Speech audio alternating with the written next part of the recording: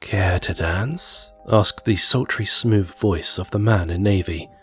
I found myself staring at his thin but handsome face in his early 30s, sporting a navy shirt with rolled-up sleeves and long, dark curls atop his head. His eyes were a piercing hazel. I took a moment to answer, and he took a step forward with his shining black shoes. "Who's this delicious specimen, Carrie?" my bestie butted in.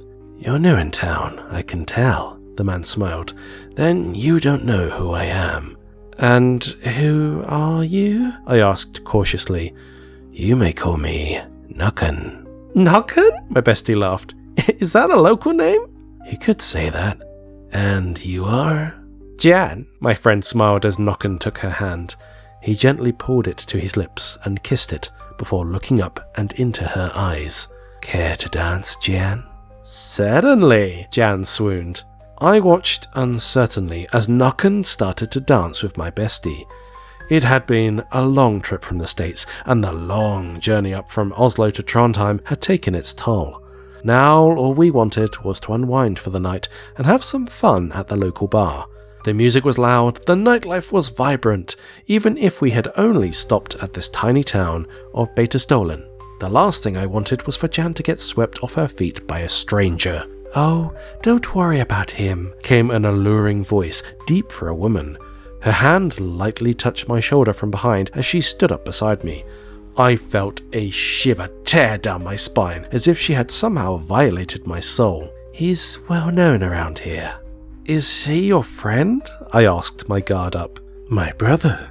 A bit wet around the ears, but the ladies love him. Even I can tell he's quite the catch." She turned to face me, wearing a simple but elegant navy shirt and long skirt. Her hair a deep, dark green and down to her waist. It was fairly scruffy, but in spite of that and her pale skin, she looked beautiful. Even her eyes were the same piercing hazel. Clearly, looks ran in the family. "Näcken, in case you're wondering," she smiled, extending a hand. I wasn't, I huffed, wanting to leave, but her smile, sickly as it was, pulled me in. Something about her made me stay. She lowered her hand. "Here, let me get you a drink." And so I found my legs pulling me to a table, my lips downing cocktail after cocktail, my voice escaping though I willed it to stop. It was like my body was on autopilot, like someone else's program was running. "This guy," Jan burst out, finding us at the table, "is amazing." I wrinkled my nose. Something smelt off, like fish and potatoes, but without the potatoes. Was it just the bar? Was Jan's sweat that bad after our journey? Before I could question it further, I downed another cocktail to Jan's delight. "Like a true New Hampshire gal," Jan squealed. "We can drink anywhere, though. I want to do something more local," I found myself saying. "I'll say," Jan purred, cuddling up next to Nøkken. "If something more Norwegian is what you want, I know a good place," Näcken smiled. I hesitated for a moment. Nøkken filled the silence with a gentle hum, a song of old, a sad melody. Within moments, my body had trudged to the car, and all four of us were sat inside. I didn't know how. I didn't feel in control, but somehow we were now here. I knew I shouldn't be driving in my current state, but something compelled me to keep going. I turned on the ignition and began to drive north, in the dark. Jan was silently giggling in the back as Nøkken continued his sad lullaby. Something about it set me on edge, yet at the same time, it was soothing. I tried to concentrate as the headlights illuminated pillars along the side of the road. We ventured further into darkness, where only the night surrounded us and the stars lit the way. Then, something reflected up ahead. It was the moon. A waxing moon shimmering on the ground. It was then I realized we were near a lake. "If you want a true Norwegian experience," Nøkken sang, "then we need to visit a Norwegian lake." I found myself stopping the vehicle along the edge of the road, next to what I could only assume was a beautiful lake by the mountainside. In this darkness, it was hard to see through the enveloping night, but the lakeside moon illuminated the way. I turned to my left, only to find an empty seat. Näcken had somehow found her way outside and was now standing, facing the lake. The singing faded as Nøkken and Jan exited. For the first time that evening, I felt like I was back in control. I took in a deep breath. I could think straight, and right now, we were in danger. But I wasn't going to leave without Jan. She was my bestie, and right now, she needed my help. I exited the car.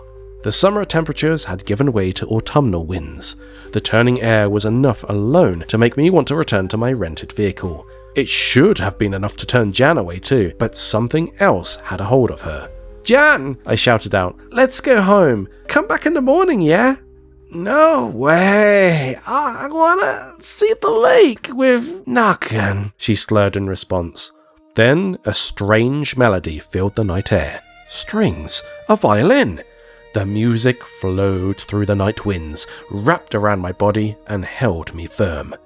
The melody was haunting, yet rapturous, instilling both fear and a quiet comfort at the same time. I looked for the source, only to find Nøkken staring straight at me, his back to the lake. In his hands was a dark violin and bow. He was expressionless, but his eyes pierced right through me. I couldn't move. Jan's eyes rolled into the back of her head as she took a step towards Nøkken. She smiled as she took another, then another. Soon she was walking, waist first, as if ensnared by the music, towards the water itself. As she approached the water's edge, I could see her legs pull back. It was as if her body was fighting itself, like her brain was rebelling against her muscles. Nøkken noticed this and suddenly appeared before Jan, continuing his musical hell.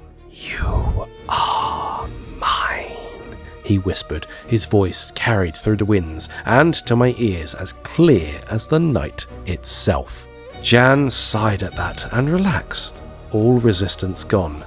1 step, ankle submerged, 2 steps knee-deep in water, 3 steps at her waist, 4 steps, and she was gone. Nøkken's melody faded into the night, his body sliding into the waters after her. I tried to scream, but no voice came. I tried to move, but no muscle worked. I tried to breathe, but it felt like I was suffocating. All that could be heard now was silence. Then, clop, clop, clop. I turned to try and run, but all I could do was turn and fall backwards. There, a white stallion stared directly at me.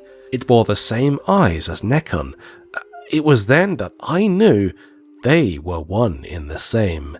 "Now it's your turn to enter Lake Oyangen," came a whispered voice from all around. The horse reared up, a striking mane of seaweed bellowing out into the night. Without further ado, it charged straight at my paralyzed body. Its seaweed tendrils engulfed me as it raced on by, capturing me in its squelchy talons. With one mighty leap, the horse plunged into the lake, me trapped on top. I watched above as the stars faded further and further away and the darkness creep further and further in. It was then, as my life faded from my mortal body, that I knew I had been duped by the Nøkken of Norway.